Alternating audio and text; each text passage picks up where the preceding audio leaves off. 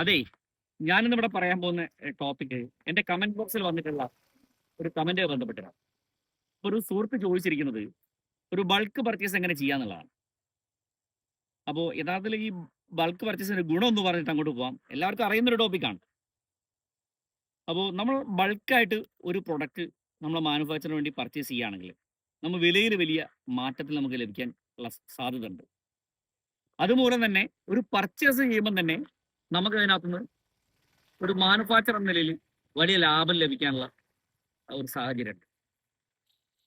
അപ്പോൾ ഈ bulk purchase എങ്ങനെയൊക്കെ ചെയ്യാന്നുള്ളത് ഇത് ഓൺലൈനായി ചെയ്യാം, ഓഫ്ലൈനായി ചെയ്യാം.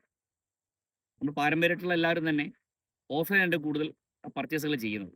എന്നാൽ പുതിയ കാലഘട്ടത്തിലെ ആളുകൾ ഏറ്റവും കൂടുതൽ ഉപയോഗിക്കുന്നത് ഓൺലൈൻ മുഖേനയുള്ള പർച്ചേസുകളാണ്. എന്നാൽ ഓൺലൈൻ മുഖേനയുള്ള പർച്ചേസുകൾ ഏതൊക്കെയാണെന്ന് നമുക്ക് നോക്കാം. ചെയ്യാൻ പറ്റുന്ന പ്രധാനപ്പെട്ട ഒരു B2B പ്രൊമോട്ട് ചെയ്യുന്ന ഒരു സൈറ്റാണ് ഇന്ത്യ മാർട്ട് എന്ന് പറയുന്നത്.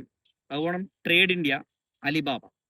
ഈ 3 സൈറ്റുകൾ, നിരവധി സൈറ്റുകൾ മറ്റുണ്ടെങ്കിലും ഈ 3 സൈറ്റുകൾ നമുക്ക് വിശ്വാസയോഗ്യമായിട്ടുള്ള നിരവധി ആളുകൾ ബൾക്കായിട്ട് പർച്ചേസ് ചെയ്യുന്ന 3 സൈറ്റുകളാണ്. അപ്പോൾ ഇത് നമുക്ക് നമ്മുടെ പർച്ചേസിന് ഉപയോഗിക്കാവുന്നതാണ്. അല്ലാതെ ഇവിടെ പർച്ചേസ് ചെയ്യുന്ന ഓഫ്ലൈനായിട്ടാണ് കൂടുതലും. അപ്പോൾ ലോക്കൽ മാർക്കറ്റുകൾ നമുക്ക് പർച്ചേസ് ചെയ്യാവുന്നതാണ്. അതേപോലെ നമ്മൾ ലോക്കലി മാനുഫാക്ചർ ചെയ്യുന്ന കുറേ യൂണിറ്റുകളുണ്ട് നമ്മുടെ നാട്ടിൽ, പല പ്രൊഡക്റ്റുകൾ.